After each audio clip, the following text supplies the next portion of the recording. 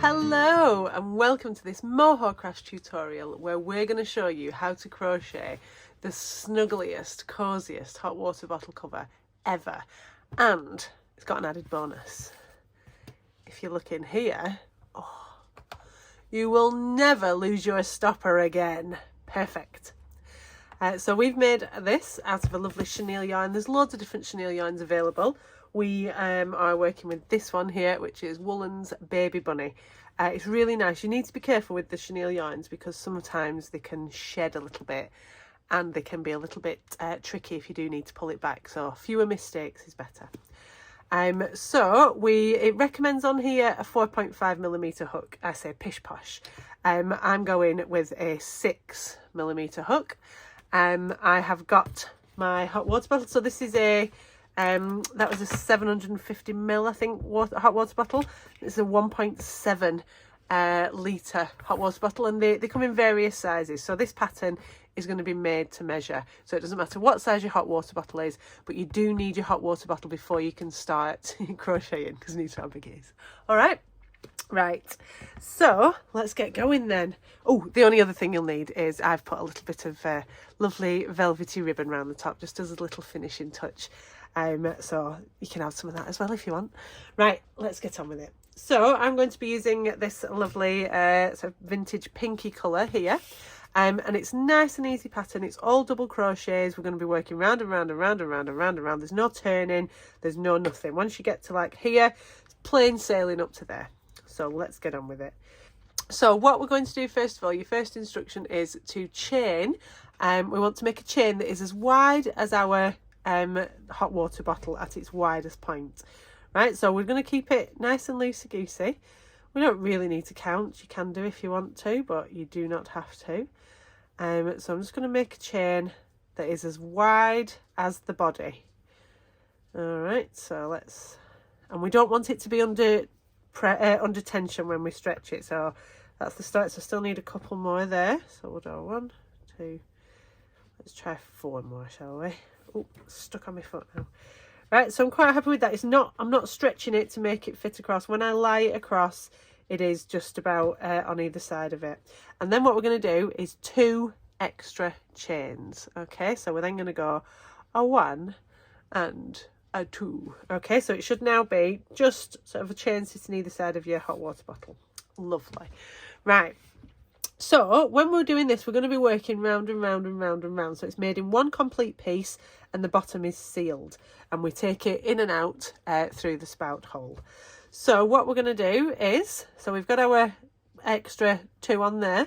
I'm going to miss the first one like I would anyway, and I'm going to start, let's get that out of the way just for now, shall we? Starting the second chain from the hook. So I've got working loop, I've got first chain, I've got second chain. I'm going to go into the second chain and I'm just going to double crochet all the way along. It can be a little tricky to see your stitches in this chenille. So as with anything in crochet, pull it sort of horizontally and give it a little wiggle. And then it should help your stitches to become a bit more visible. Right, so we just double crochet all the way along. All right, so I'm at my last one now, so I'm going to do my last one in there. Now what you'll find now is if you lie this across your hot water bottle, it's probably now become about the same size as it. Don't worry that it's shrunk a little bit. As long as it's not significantly smaller, it'll be all right. Okay, so what we're then going to do is we then are going to work. So we've come along this edge here. We're going to rotate our work 180 degrees, and we're going to do another row of doubles in the same holes as we did the previous row of doubles in. And if you work along your little tail as well, like this, so if I hold my tail along with the stitches that go along, I can start sewing that in. So I'm not doing any extras in the edges. I'm just going along. If you're struggling to see where your stitches that you go in, just give it a little pull and you'll see a little sort of dimple appear in there. That's where I'm going. So I'm going through there. And we're working all the way back along this edge. So we should have the same number of stitches as on the other side, and it should lie nice and flat. So coming along here. So I've been sewing over that end as well there. I've been crocheting over that end. So if I give that a little pull and then drop that down, I'm just ready to trim that off after, and I don't have to do any sewing in. Ta-da! Right, so we're going to work down to the end of the row. Okay, so I'm coming down to the end now. Now you might get a little bit of a baggy loop at this end. This is just on that chain that you missed first of all. So I'm going to do my last one in there. Lovely. And then I've come along and I started here, gone all the way down this side and come back up here. So what we're going to do now is, quite simply, I'm going to skip this bit here. I'm not going to put any extra stitches in the end to round it off. I'm just going to go back into that first stitch there. And I'm just going to carry on doing double crochets round and round and round and round and round. Now the only thing that you really need to keep an eye out for on this is that you don't increase at the edges. It's very tempting, and I'll show you when we get to it, it's very tempting to stick a couple of extra stitches in to try and keep it flat. But we don't want it flat. We're making a sort of a little sleeping bag shape, a little pouch, like a pasty, without cheese and onion inside. And so we don't want the edges to lie flat. We want them to sort of curve up and start to make our little pouchy shape. So I'm coming along here, just double crochet, double crochet. It's a nice mindless one, is this, and it feels so lovely and fluffy when you're using it, so it's just sheer delight. So we go round and round. So when I'm coming to this edge here, I've got one there, I've got one there, I've got one there, and I've got one there. The temptation that some people feel is they get to here and they go, oh, I want to do a couple in there to make it sit nice and flat, but we want it to curve up because that will make our pouch. So we get to there. I'm not going to stick another in there to make it sort of shape around. I'm going to go straight into that one over there. Lovely. And then we'll come back down this side. Now the way that you're working, the way that I'm working it this way, it's actually inside out. So when I get to the end of this second row, I'm going to flip it the other way around, and then we will see where we're at. So I'm back at this end again.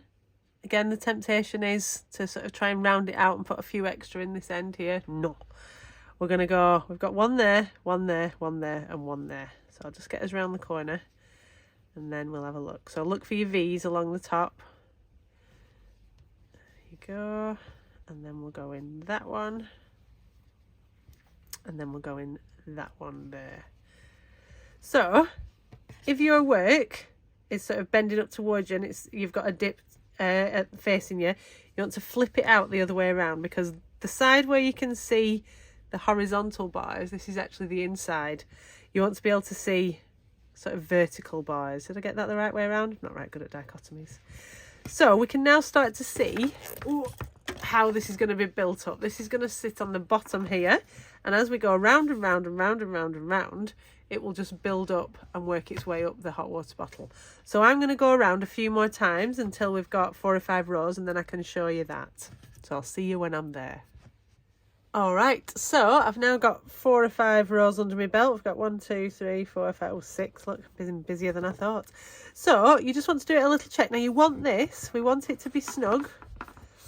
And that is perfect. We want it to be sort of slightly stretched. If there's loads of gaps in between your hot water bottle cover and your hot water bottle, it just heats up the air inside. So we want this to be in contact with it so it will heat this up and make this warm.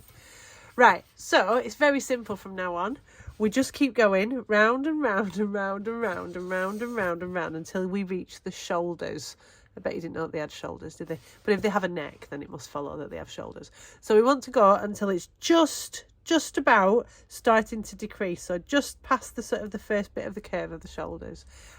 So you're just going to keep going round and round and round and round and round and round and round and round and round and round and round in your doubles until you get to there. So I will see you when this is there. Bye bye. All right, so you can see I'm up to about here now. So without it on the bottle, it's just sitting. You can see if I line up the bottom there, it's just sitting just above the shoulders. So what happens when I put it in, and now this should be a fairly snug fit. So here's our technique. Roll the bottle, open your pouch and pop it in. Once you feel it down at the bottom there, kind of give it a little pinch and then spread out your sides. Now it should need a little bit of fettling and encouragement, and we want it to kind of be just sitting up here when it's sort of down in that corner there. We want it to be sort of just starting to sit just up on the shoulders with under a little bit of light tension, because we want it to be nice and snug. So I'm up here.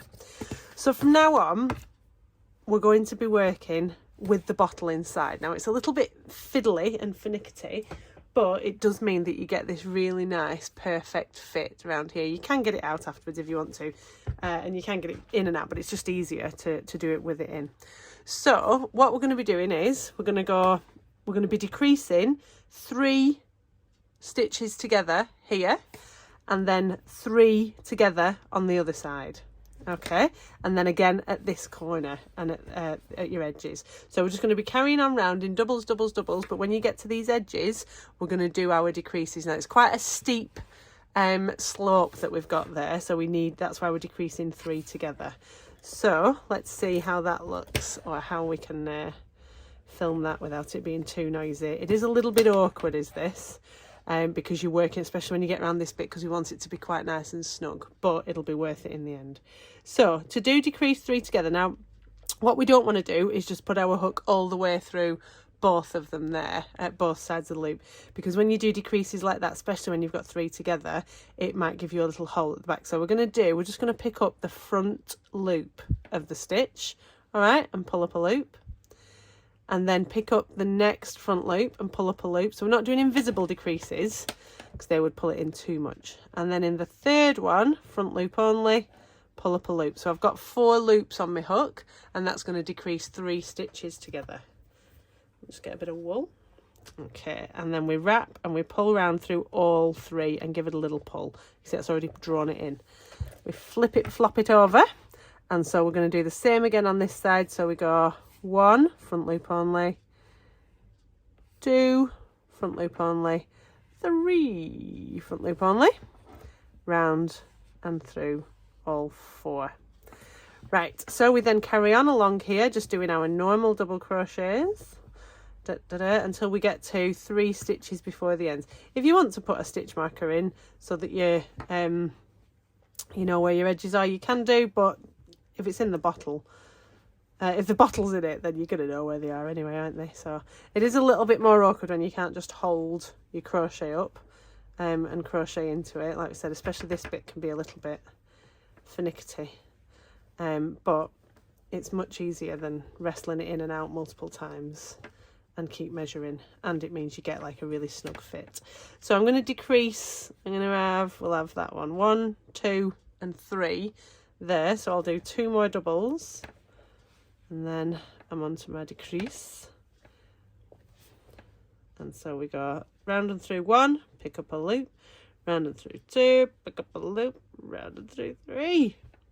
There, right? So we've got our 4 loops, round and through all 4, and flip it, flop it. Lovely. Same again on this side. 1, 2, 3, round and through all 4, give it a little pull, and then we work back along this edge. So I'll see you when we get back over there, just to see what it looks like. All right, so I'm back at my edge here. I can see that one there is my decrease, so I want that to be my last one. So that'll be 3, 2, 1. So I've got 1 more normal double to do. Then I'll do my decrease. Ooh, whip it up there a bit. So we go 1, 2, and then through the decrease, front loop only again, remember, and round and through all 4, flip it, flop it, and then so we've been in that one. So this is my decrease here. So we go, oh come on, front loop, front loop, front loop, and that I've got 4 loops, round and through all 4, and you can see this is starting to really closely hug these shoulders of your hot water bottle. So we'll go around to the next side, and I'll see you at that corner. Again, it's always worth doing a quick check. So there's my decrease where they're all pointing into 1, so that'll be 3, 2, 1. So I've got 1 more normal one to do in there, and then shufty it up. So 1, 2, 3. Did you hear my tummy then? Oh. So I've got my 4 loops on my hook, round and through all 4. Nice little pull, flop it over, and then we're going through. Whoa, come on, this first one's always difficult because it's under a lot of tension. 1, because it's going over your join, and 2, and 3. Oh, come on. Nope. Round and through all 4. Normally I would have this stood up and be working on it, but if I do it like that, you can't see it, can we? So go back along there. So I'm going to keep doing this, just going round, decrease 3, decrease 3, decrease 3, decrease 3, until I get to here. I want it to be reasonably snug. If you can just about get your finger inside it, then it's perfect. So I'll see you when we're at the bottom of the neck. Is there an anatomical name for that? I don't know. Anyway, bottom of the neck. See you there. Right, so I'm up to the bottom of the neck and the top of the shoulders now. Now on this last one, I did 3, decrease 3 together on that side. But if I did another decrease 3 together on this side, it would brought me to around here. So just use your judgment a bit to decide how many stitches you think you need. Right, so I'm going to do now, I'm going to do even rounds. So that's just 1 into 1, 1 into 1 until I get up to here. Now this bit is a little bit fiddly. This is what I was warning you about. It is easier to do it stood up on your knee, so I'll start with it led down and we'll see. I might have to relocate. Oh, we're not doing so bad there. So you just go in just under both loops now, round and through on all of these, just normal doubles. Oh, the angles are very strange. And so there. So, and when you get to the shoulders, make sure you're picking up the big decrease bits and not making any extras. We'll do a couple of increases in a bit. So we're going, right, when you do your one over the shoulder as well, don't let that first loop get too big because you'll get a little bit of a gap. Don't worry too much, it's pretty fluffy, so it's fairly forgiving. All right, so you can see something in there. So they will get a little bit trickier as you get further up. Make sure you're just going under both loops because it is easy to miss them in this stage here. Right, so we're going round. Right, I'm going to put this on my knee and do these last couple because it's much easier to have it on your knee looking down into it. So I'll come back when I'm up to here. Right, so I'm up here now. You can see I'm up to the bit where the line is, just a little ridge there where it's starting to increase. So this now very much depends on how fluted your top is, and I've discovered that they are of different fluty natures. So what we want to do is we want to increase with enough stitches each round just to sort of fit it in. So what I'm going to do is I'm going to assume that where we've got each of these sort of almost 4 corners, I'm going to increase 1 stitch on each one of these. So to increase, so I'm at this first corner here, still going round and round and round. It's pretty snug so far. I'm going to do 2 into that one. 1, 2. So that's my first increase. Oh, it's awkward when it's not on my knee. And then I'm going to do 1 into that one. I'll do 1 into that one, and then I'm going to do another increase in my next one, which is here. So I've got, let's have a 1 and a 2. Doesn't really matter that much where you put your increases as long as you don't put them all next to each other.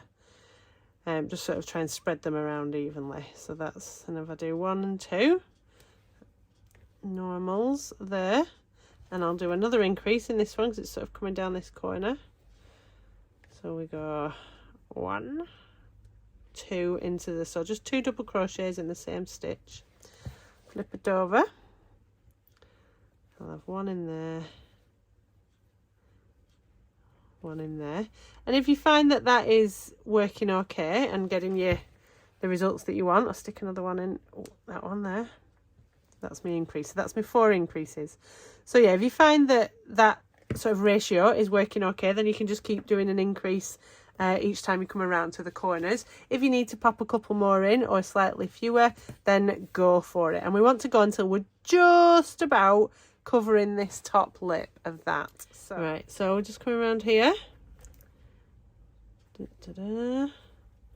And what I want to do is I want to stop when I'm sort of midway. So I'm going to go all the way around here and I'm going to come back until I'm here, because I think that's probably, I want to stop in the middle of either side. I don't think there is a front and a back to a hot water bottle, is there? Right, so I'm here. See, if I just give that a little pull up there, that is a very nice snug fit in there. Lovely. Right, so what we're going to do now is we're going to make this into the best hot water bottle in the world. I'm going to take this off. Let's remove this nonsense here. I want to attach this to this so that I never lose this. The amount of times I go in my cupboard and want a hot water bottle and this is nowhere to be found. Ooh, frustrating.